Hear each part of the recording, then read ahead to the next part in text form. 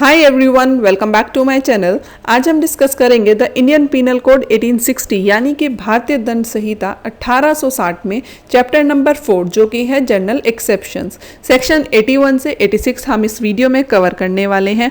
इससे पार्ट 1 जो है वो इससे पहले कवर हो चुका है, जिसमें हमने सेक्शन डिस्कस किए थे 76 टू 80। ये जो चैप्टर 4 है ये थोड़ा सा बड़ा चैप्टर है, एक वीडियो में नहीं कवर हो पाएगा, ना ही आप लोगों को फिर ये समझ आएगा। तो मैंने इसको पार्ट्स में डिवाइड करके इसको कवर किया है। हर इंपॉर्टेंट सेक्शन इससे पहले वीडियोस में भी आपके कवर कर चुकी हूँ, इंडेक्स भी दिया है आपको वीडियोस में कि आप सब इंपॉर्टेंट सेक्शन जो प्री के इंपॉर्टेंट है, मेंस के इंपॉर्टेंट है, वो अपनी बुक में इंडेक्स में मार्क कर लीजिए। और अब चैप्टर 4 में भी जो है मैं आपको इंपॉर्टेंट मार्क कराऊंगी विद डॉक्ट्राइंस, तो ये भी आपके लिए इंपॉर्टेंट वीडियो रहने वाला है। वीडियो को लास्ट तक ज़रूर देखा करें कि आपका कोई भी टॉपिक मिस ना हो, आपको अच्छे से समझ आए क्या है। तो इम्पॉर्टेंट इस वीडियो में सारा रहने वाला है। डॉक्ट्राइन जो है वो है doctrine of necessity, section 81, 82 important है। Then doctrine of doli capax 83 जो कि बात करता है act of a child above 7 year and under 12 of immature understand. तो ये जो दोनों पार्ट रहने वाले हैं, ये दोनों ही पार्ट जो हैं बात करते हैं डॉक्ट्रिन ऑफ मैकनॉटन। तो 84 सेक्शन जो है वो मैकनॉटन का रूल है। क्वेश्चन डायरेक्ट यहीं से पूछ लेगा आपसे कि डॉक्ट्रिन ऑफ मैकनॉटन और डॉक्ट्रिन ऑफ नेसेसिटी कौन से सेक्शन में गिवन है। तो ये इसलिए मैं बता रही हूँ और इसलिए मैंने यहाँ पर कंटेंट में मार्क भी किया है कि कौन से डॉक्ट्राइन कहाँ पे लगते हैं। और 85, 86 में है इंटॉक्सिकेशन से रिलेटेड। तो यहाँ तक कंप्लीट हो गया और उम्मीद करती हूँ कि आप लोगों ने भी अपनी बुक्स में मार्क कर। सेक्शन 81 कहता है act likely to cause harm but done without criminal intent to prevent other harm. यानी कि क्या कह रहा है अब ये सेक्शन कि कोई भी कार्य जो है वो अपराध नहीं है सिर्फ इस वजह से कि उसको करने में कोई संभावना हो या फिर ऐसा लग रहा है कि उसके होने से किसी का नुकसान हो सकता है, किसी सेकंड पर्सन का, लेकिन नुकसान होने से वो अपराध नहीं बनता है अगर वो सही इंटेंशन गुड फेथ से किया जा रहा हो और उसमें कोई भी क्रिमिनल इंटेंशन इंक्लूड ना की गई हो। और उसको जो किया जा रहा है वो इसलिए हो रहा है कि दूसरे किसी बड़े नुकसान को रोका जा सके।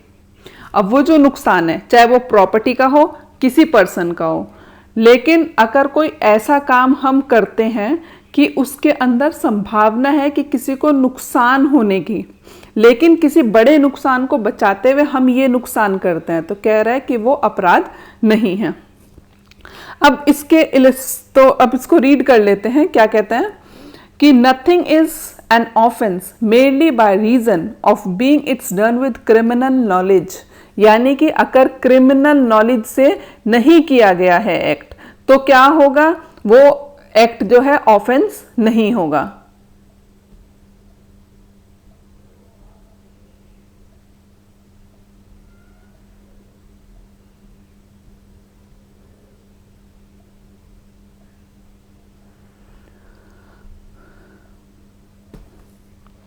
तो if it is done with the knowledge, यानी कि नॉलेज है कि वो कोई हार्म करने वाला है।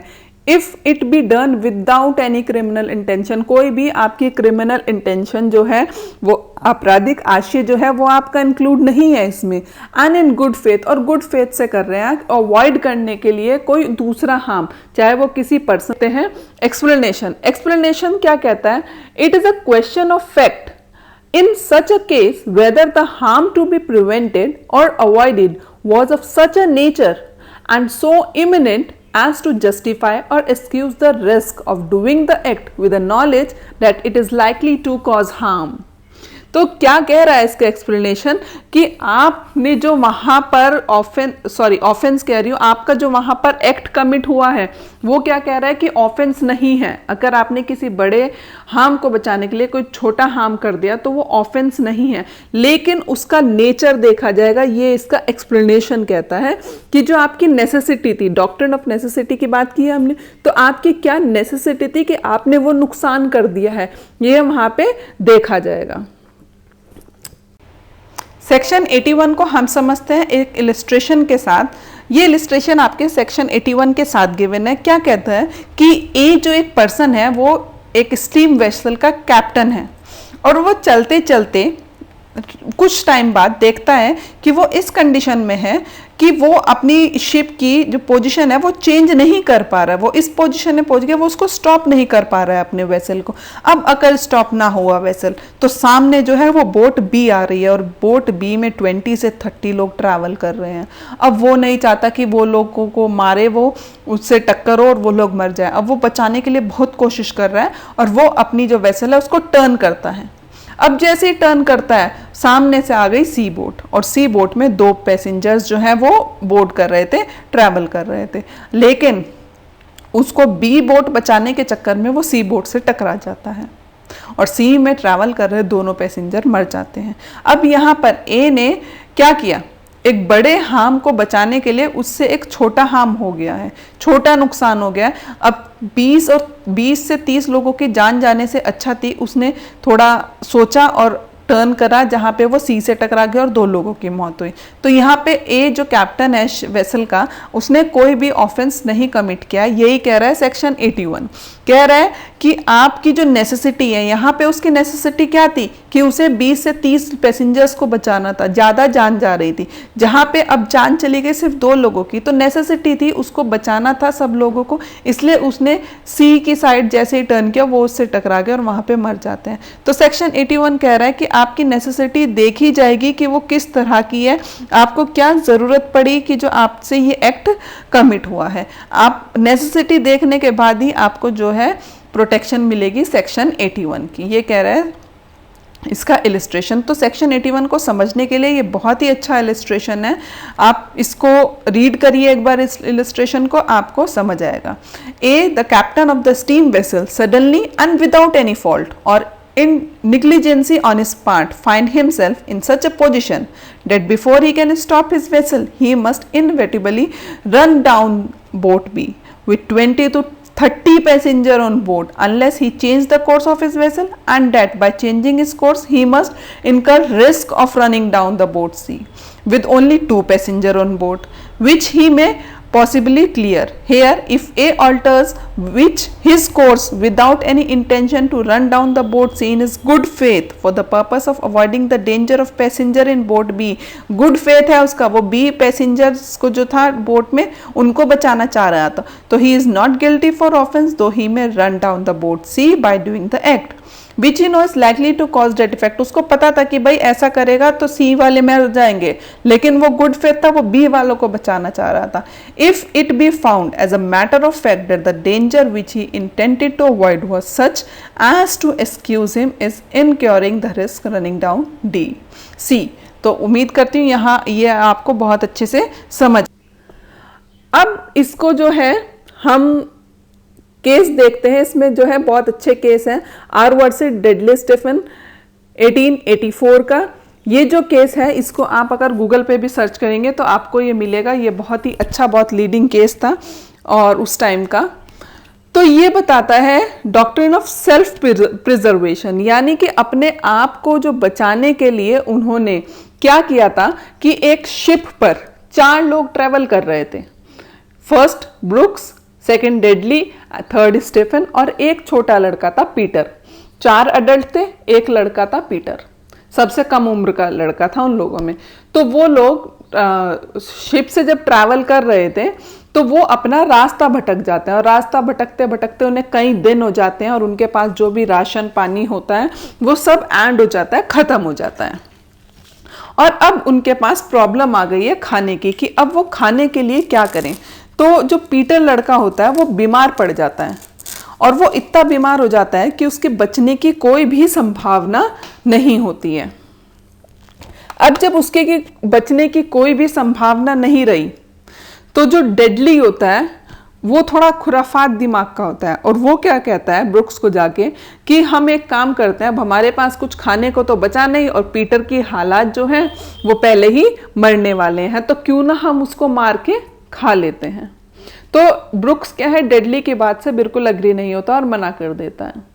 लेकिन एक हफ्ते बाद क्या होता है, जब बहुत ज़्यादा हालत नहीं रही बिल्कुल जीने लायक और उनको कुछ खाने को चाहिए, तो डेडली और स्टीफन डेडली के साथ एग्री हो जाता है कि चलो ठीक है हम ऐसा ही करते हैं। और जब वो खा रहे थे, खाते वक्त उनको ब्रुक्स ने भी ज्वाइन कर लिया। अब पीटर जो था वो मर गया, उसको उन्होंने मार के खाना शुरू कर दिया। तो जब ये सामने आया केस, तो इन लोगों ने अपनी क्या बात रखी कि ये हमने नेसेसिटी, अपनी ज़रूरत पे किया था, क्योंकि हम लोग जो है वो लड़का पहले ही मरने की कगार पे था और हम 3 लोग, उस एक को मरना पड़ा, हम 3 लोग बच गए हैं। तो ये उन्होंने वहाँ पे नेसेसिटी बताई थी। लेकिन इस नेसेसिटी को क्या किया था, कोर्ट ने जो है कंसीडर नहीं किया था। उन्होंने कहा था कि आप अपने आप को बचाने के लिए किसी और की जान नहीं ले सकते हैं। अगर आपको लेनी है तो आप अपना हाथ काट के खाइए ना, आप दूसरे को कैसे मार सकते हैं। तो ये इसमें जो है कंक्लूजन केस में निकला था। सेक्शन 82 कह रहा है child of a act under 7 years of age, और इसमें ये सेक्शन 82 जो है ये बताता है कि अगर कोई बच्चा है, कोई शिशु है जो 7 साल से कम उम्र का है, तो वो कोई ऑफेंस कमिट ही नहीं कर सकता। ये सेक्शन 82 कह रहा है। अब क्यों नहीं कर सकता, क्योंकि जो बिलो 7 years, जो अंडर 7 years ऑफ चाइल्ड है, उसको नहीं पता, वो इनफ कैपेबल नहीं है किसी भी एक्ट को कमिट करने में कि वो क्या डिस्टिंग्विश कर सकता है राइट और रॉन्ग के बीच में, नहीं कर सकता है। तो यही कह रहा है सेक्शन 82 कि जो बिलो 7 years ऑफ एज है, वो चाइल्ड जो है वो डॉली कैपेक्स है, वो कैपेबल ही नहीं है, इतनी उसकी थिंकिंग पार ही नहीं है वो डिस्टिंग्विश कर ले between a right and a wrong act. और सेक्शन 82 में आप डॉक्ट्राइन लर्न करेंगे, डॉक्ट्रिन ऑफ डॉली कैपेक्स। मुझे तो बहुत अच्छे से लर्न हो जाता है। मैं क्या करती हूँ, मैं कभी भी रटती नहीं हूँ चीज़ों को, मैं समझ के लर्न करती हूँ। अब मैंने क्या, जब मैंने first time when I was LLB student, तो मैंने कैसे लर्न किया था कि चाइल्ड बच्चा किससे खेलता है, डॉल से, बस लर्न हो गया डॉली कैपेक्स। तो बिल्कुल भी मुश्किल नहीं है, किसी भी चीज़ को रटने की कोशिश ना करो, समझने की कोशिश करो, तो आपको ऑटोमेटिकली लर्न हो जाएंगी वो चीज़ें। सेक्शन 83 कह रहा है act of a child above 7 and under 12 of mature understanding, immature understanding. कह रहा है कि अब जो चाइल्ड है वो अबव 7 है but below 12 years of age है, और उसकी जो अंडरस्टैंडिंग है वो इमेच्योर है, वो कोई भी एक्ट कमिट करते हुए ये नहीं समझ सकता कि वो जो है वो सही कर रहा है या रॉन्ग कर रहा है। तो ये सेक्शन 83 कहता है nothing is an offence which is done by a child above 7 years of age and under 12 who has not attained sufficient maturity of understanding to judge the nature and consequences of his case, consequences of his conduct on the occasion। तो कह रहा है कि अब जो child है above 7 है and under 12 है, अगर वो सफिशिएंट मेच्योर नहीं है, अपने एक्ट जो वो कमिट कर रहा है उसका नेचर वो डिस्टिंग्विश नहीं कर सकता, वो राइट एक्ट कर रहा है या रॉन्ग कर रहा है, कॉन्ट्ररी टू लॉ कर रहा है, तो उसका जो कंडक्ट है वो देखा जाएगा। अगर वहाँ पे उसको अंडरस्टैंडिंग नहीं है तो उसको सेक्शन 83 में जो है प्रोटेक्शन मिलती है। लेकिन अगर वो मैच्योर है, वो समझ सकता है उसका एक्ट जो है उसका रिजल्ट क्या होगा, वो क्राइम है, वो समझ सकता है, तो यहाँ पर उसको सेक्शन 83 की प्रोटेक्शन नहीं मिलती है। अब सेक्शन 82, 83, 84 साथ पढ़ना है, तीनों से एक क्वेश्चन बनता है मेंस में, तो ये तीनों सेक्शन आपको साथ पढ़ लेने हैं। क्वेश्चन कैसे बनेगा, आपसे पूछ लेगा under what circumstances minority insanity जो है वो क्रिमिनल लायबिलिटी है, तो आपको इसका रिप्लाई करना, आपको इसका जो आंसर है वो लिखना होगा। तीनों सेक्शन साथ लिखे जाएंगे।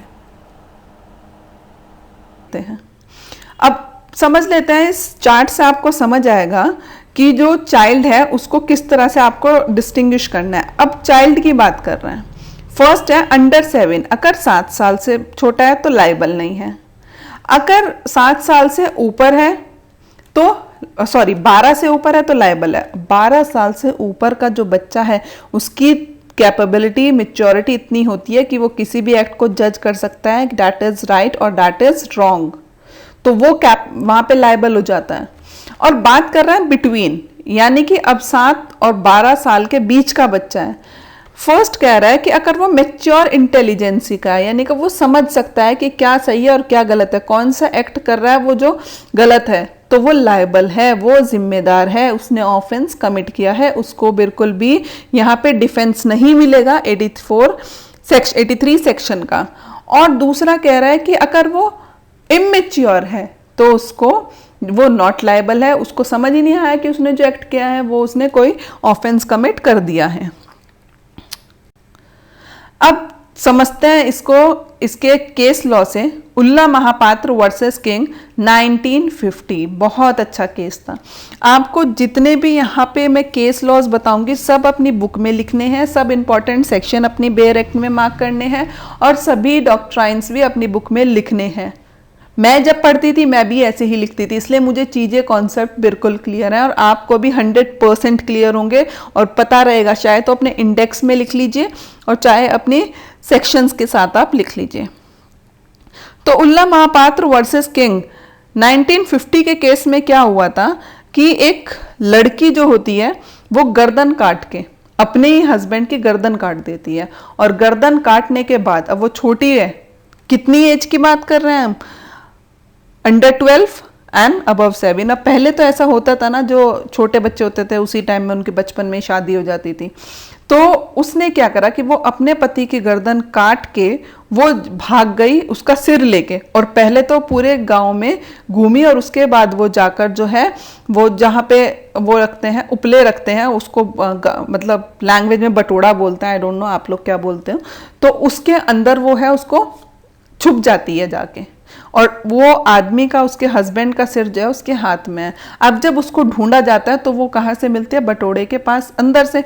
लेकिन होता क्या है, अब उसको 83 सेक्शन में डिफेंस नहीं मिलता है। क्यों नहीं मिलता है? अब उसका जो एक्ट है तो वो 12 साल से कम, लेकिन उसका जो एक्ट है ना वो बता रहा है कि उसको समझ है कि उसने लॉ है, इसमें लॉ में क्राइम किया है। क्यों? क्योंकि उसको डर है, अब वो डर के मारे जाके छुप गई है। अब छुपना क्या दिखाता है, उसकी इंटेंशन दिखाता है, उसकी मेंटल स्टेटस दिखाता है कि उसको अपना एक्ट जो है वो समझ आ रहा है कि उसने कोई ऑफेंस कमिट किया और इसलिए वो जाके छुपी है, तो उसको यहाँ पर जो है बिल्कुल भी डिफेंस नहीं मिलता है। सेक्शन 84 कहता है act of person of unsound mind, यानी कि चित्त वृत्ति का अगर कोई पर्सन है और वो कोई एक्ट करता है तो उसके साथ क्या होगा। Nothing is an offence which is done by a person who at the time of doing it, यानी कि कार्य करते वक्त की बात कर रहा है, कार्य करने से पहले अब बात की नहीं, कार्य करते वक्त, वो एक्ट करते वक्त, by the reason of unsoundness mind is incapable of knowing the nature of act and that he is doing what is either wrong or contrary to law। अब कह रहा है कि अगर वो अनसाउंड माइंड है, अनसाउंड माइंड है, अब अनसाउंड की अगर मैं बात करूं तो पागल कई तरह के होते हैं। एक तो वो जो हमेशा के लिए पागल हैं, एक वो जो कभी कभी पागल होते हैं। तो अब यहाँ पे बात कर रहा है कि जब वो एक्ट कमिट कर रहा है, उस एक्ट को कमिट करते वक्त उसकी मेंटल स्थिति जो थी वो क्या थी, वो साउंड माइंड था या अनसाउंड माइंड था। कह रहा है कि एक्ट करते वक्त अगर वो अनसाउंड माइंड है तो उसको 84 का डिफेंस मिलेगा, अदरवाइज नहीं मिलेगा। अब इस सेक्शन 84 जो है ये एक McNaughton rule, doctrine of McNaughton इसमें लगता है, और ये जो केस था ये बहुत ही लीडिंग केस रहा है, और सेक्शन 84 जो है ये मैकनॉटन रूल के ऊपर डिपेंड करता है। अब इस केस में क्या हुआ था, डॉक्ट्रिन ऑफ मैकनॉटन, मैकनॉटन जो केस था ये 1843 का केस था। अब 1843 में क्या हुआ कि एक प्राइम मिनिस्टर थे इंग्लैंड के, उनका नाम था सर रॉबर्ट प्ली। तो सर रॉबर्ट प्ली का जो सेक्रेटरी था वो थे ड्रममेंड। ड्रममेंड को एक आदमी जाकर गोली मार देता है। अब वो क्यों गोली मारता है? उसको लगता है कि ये जो है ड्रममेंड जो है वो प्राइम मिनिस्टर ही है।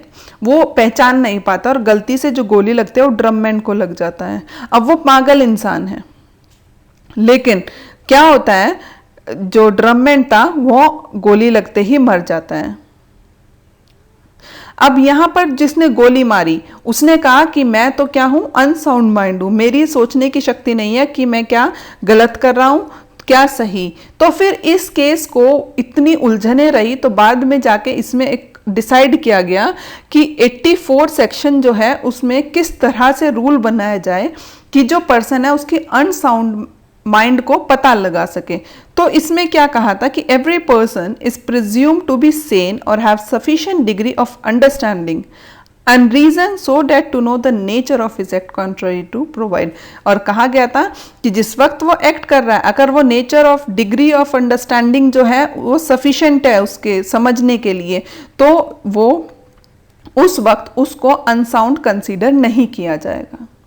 बहुत इंपॉर्टेंट है, वेरी वेरी इंपॉर्टेंट सेक्शन। अभी तक जो सेक्शन 81 से हम पढ़ रहे थे ये मोस्ट इंपॉर्टेंट सेक्शन है अनसाउंड माइंड का। सेक्शन 85 कह रहा है act of a person incapable of judgement by reason of intoxication cause against his will, यानी कि जो उसको इंटॉक्सिकेशन है, जो उसने नशा किया है वो उसके विरुद्ध है, उसकी इच्छा के विरुद्ध है। तो उस केस में क्या होगा, कह रहा है कि कोई भी एक्ट जो है वो ऑफेंस नहीं होगा। Nothing is an offence which is done by a person who at the time of doing it, जिस वक्त वो एक्ट को कर रहा है उस वक्त क्या है उसको नहीं पता है, by the reason of intoxication, इतना नशे की हालत में है कि उसको पता ही नहीं है कि वो क्या एक्ट कमिट कर रहा है, उसको नेचर ऑफ एक्ट पता ही नहीं है, वो डिस्टिंग्विश नहीं कर पा रहा है कि राइट क्या है, रॉन्ग क्या है, कॉन्ट्ररी टू लॉ क्या है, that he is doing what is either wrong or contrary to law। अब क्या कई बार क्या होता है कि आपको ज़बरदस्ती कुछ में, किसी पानी में, किसी कोल्ड ड्रिंक में मिला के कुछ नशे की चीज़ दे दिया और उसकी वजह से आपको इतना नशा हो गया और आपसे कोई ऑफेंस कमिट करा लिया जाता है या आपसे कोई ऑफेंस हो जाता है। तो यहाँ पर आपने अपनी मर्जी से ड्रिंक नहीं किया, आप इंटॉक्सिकेट जो है वो अपनी मर्जी से नहीं है, यहाँ पे ज़बरदस्ती पिलाई गई है। तो उस केस में कोई भी अगर ऑफेंस हो जाता है तो सेक्शन 85 उसको प्रोटेक्ट करता है, उसको जो है प्रोटेक्शन मिलती है सेक्शन 85 की। और प्रोवाइजो क्या कहता है, that the thing which is intoxicated him without his knowledge और अगेंस्ट हिज विल, बस यही बात है कि उसकी मर्जी के बिना और उसकी नॉलेज में ना हो, तब अगर वो इंटॉक्सिकेट है और उससे कोई एक्ट हो जाता है तो उसको प्रोटेक्शन मिल जाएगी सेक्शन 85 की। अब नॉलेज नहीं है, कोई आपको जब ज़बरदस्ती पिलाएगा या आपको कोई किसी कोल्ड ड्रिंक में, किसी पानी में कुछ मिला के दे देगा तो आपको वहाँ नॉलेज तो नहीं है ना, तो बस यही सेक्शन 85 कह रहा है। अब सेक्शन 85, 86 आपको साथ पढ़ना है। यहाँ से जो क्वेश्चन बनेगा वो कंबाइन बनेगा, ये पेयर्स बन रहे हैं यहाँ पे। पहले हमने पढ़ा 83, 84 82, 83, 84, यहाँ से एक क्वेश्चन बन रहा था और 85, 86 से एक क्वेश्चन बन रहा है। केस लॉ की बात करते हैं। सेक्शन 85 में दो केस हैं, जो एक है director of public prosecutor versus beard और दूसरा है वासुदेव वर्सेस पेप्सिको। तो director of public prosecutor versus beard और पेप्सिको, मुझे ये केस तब से लर्न है जब से मैं LLB कर रही थी और मुझे सबसे पहले पूरी IPC में केस लर्न हुए थे। कैसे हुए थे कि जो 85 सेक्शन है वो इंटॉक्सिकेशन यानी कि पीने से रिलेटेड है, और बियर्ड का मैंने बना लिया था बियर और पेप्सिको का, पेप्सिको तो है ही, तो मैंने ये दोनों केस लर्न कर लेते कि इंटॉक्सिकेशन हम पिएंगे, क्या पिएंगे, बियर और पेप्सी पिएंगे। तो बस तब से मुझे ये केस लर्न है, देखिए तो मैं इसी तरह पढ़ती हूँ और मुझे सब चीज़ें याद रहती हैं।